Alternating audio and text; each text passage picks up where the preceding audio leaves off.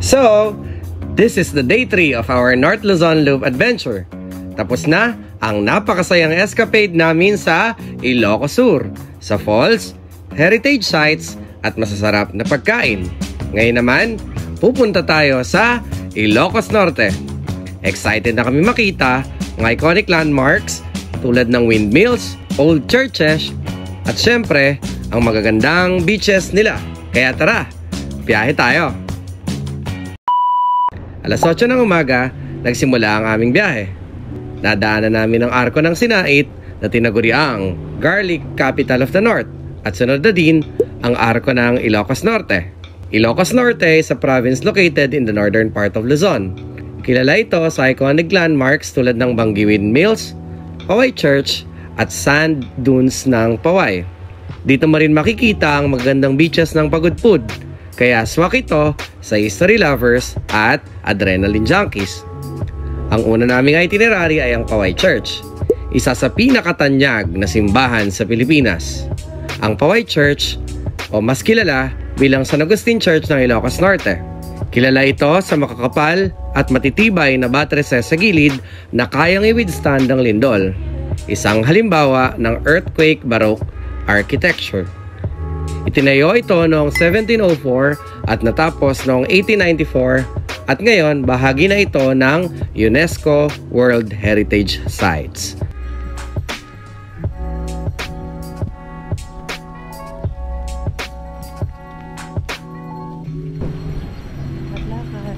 Saan? Sa Paway.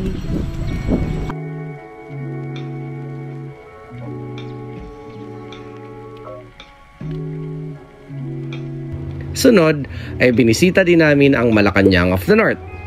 Kailangan mo lang magbayad ng entrance fee at ito ang kanilang rates. Alam nyo ba na ang Malacanang of the North ay isang historical mansion? Dating opisyal na residence ito ni dating Pangulong Ferdinand Marcos tuwing nasa Ilocos sila. Nakatayo ito sa tabi ng Paway Lake at ngayon, isa na itong museum na nagpapakita ng Marcos memorabilia, antique art furniture at mga lumang larawan. Dito na din kami kumain ng aming tanghalian sa halagang 325 pesos. Pagkatapos kumain ay bumiyahe na kami patungo sa bayan ng Bangi, kung saan makikita ang naglalakihang windmills. Bangi Windmills, ang pinakaunang wind farm sa buong Southeast Asia at matatagpuan ito sa bayan ng Bangi sa Ilocos Norte. Ito ang iconic row ng malalaking wind turbines na nakaayos sa kahabaan ng baybayin na para bang bantay ng kalikasan.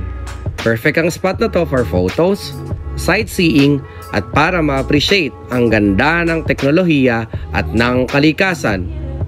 Pagkatapos ay diretso na kami sa Pagudpud kung saan kami nagstay. Pagudpud, ang tinaguriang Boracay of the North. Matatagpuan sa pinakadulong bahagi ng Ilocos Norte. Kilala ito sa malinis at puting buhangin, crystal clear na tubig, at super relaxing vibes.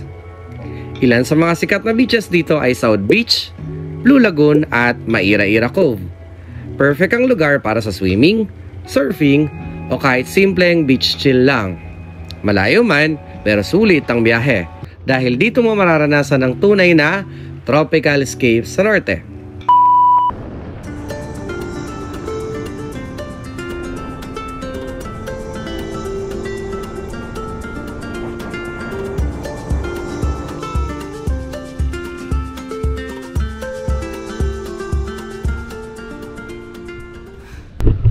So for today is the official day 3 of our North Loop and nandito kami ngayon sa Ilocos Norte, particularly in Pagudpud, Blue Lagoon Beach. Ayan, ayan ang Blue Lagoon Beach and then kita ang Bangi Windmill.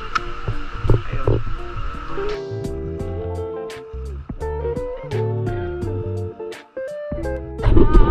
Ayan, no? Babad na.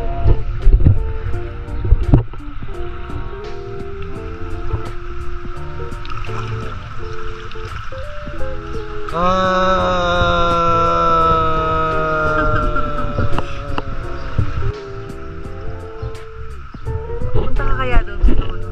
May master kaya? One thing you can be sure of, I never ask for more than your love. Nothing's gonna change my love for you. Gamit ukos ka ba?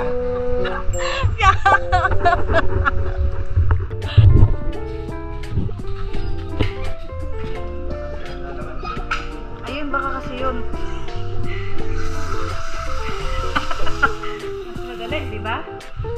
Ay, ito banlawan.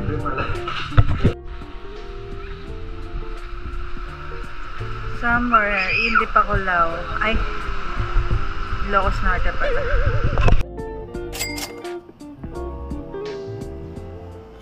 So this is the breakdown of our expenses for our day 3. Gas, 360 pesos. Entrance fee sa Malacanang of the North, 140 pesos. Lunch, 325 pesos. Ref magnet, 100 pesos. Dinner, 189 pesos. Transient, 1,200 pesos. For a total of 2,314 pesos. Natapos na naman ang isang makasaysayang yugto ng aming paglalakbay. Each landmark told a story, and every step we took brought us closer to the heart of the North. Ngunit sa bawat pagtatapos, may panibagong simula. Sa susunod na episode, susuong tayo sa mga lihim ng kalikasan. Papasok tayo sa madilim pero mahiwagang kuweba ng Apayao at Cagayan at pupuntahan ang pinakadulong bayan sa Luzon, ang Apari. Handa ka na bang sumama sa panibagong biyahe? Samahan niyo kaming muli dito sa panibagong journey na aming tatahakin.